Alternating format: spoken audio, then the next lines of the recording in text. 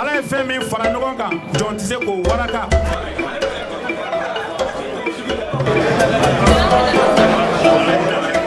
Mouvement du 5 juin, Rassemblement des forces patriotiques, M5 RFP. Déclaration liminaire. Dans sa déclaration du 12 septembre 2020 sur les conclusions des journées de concertation nationale sur la transition au Mali, le M5 RFP, après analyse objective du déroulement des travaux et du document présenté à la fin des travaux, a dénoncé les intimidations, les pratiques antidémocratiques et déloyales dignes d'une autre époque contre lesquelles la lutte pour le changement et la refondation a été enclenchée. Le M5 RFP a également estimé que la volonté d'accaparement et de confiscation du pouvoir au profit du CNSP ne saurait justifier les méthodes employées qui affaiblissent le processus de transition. En effet, malgré les séances de travail en amont des concertations, le M5 RFP a constaté avec regret l'opacité qui a entouré le traitement des rapports des groupes, le refus de soumettre au débat en plénière le projet de charte de la transition. Or, au regard de l'importance de ce document pour la réussite de la transition, une approbation par acclamation SIC sans débat préalable en plénière n'est pas acceptable. En conclusion, le M5 RFP s'est démarqué du document produit qui ne reflète pas les points de vue et les décisions du peuple malien.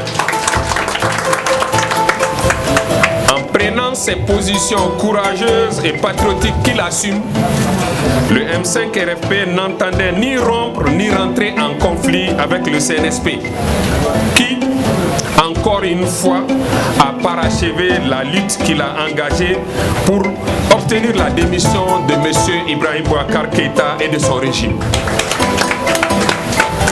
Le M5 RFP entendait mettre solennellement en garde tous ceux qui, hier, se sont opposés au changement où on demandait le rétablissement de l'ancien président dans ses fonctions après démission et qui, au cours des travaux de concertation, étaient dans les coulisses pour essayer de manipuler les participants et dénaturer les conclusions auxquelles ceux-ci sont parvenus.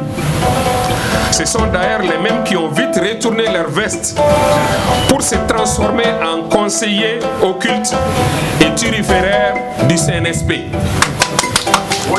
Le M5 RFP, conscient de sa mission historique et de ses responsabilités, rappelle tous les efforts qu'il a déployés pour instaurer des relations de confiance mutuelle entre les deux légitimités actrices principales du changement.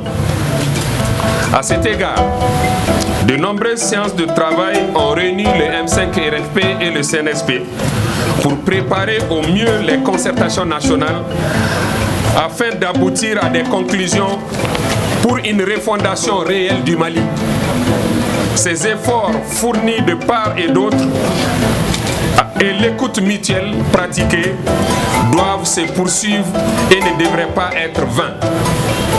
Le M5 RFP s'y engage à cet égard et réaffirme sa totale disponibilité à œuvrer de concert avec le CNSP et tous les Maliens épris de changement pour la renaissance et la refondation du Mali.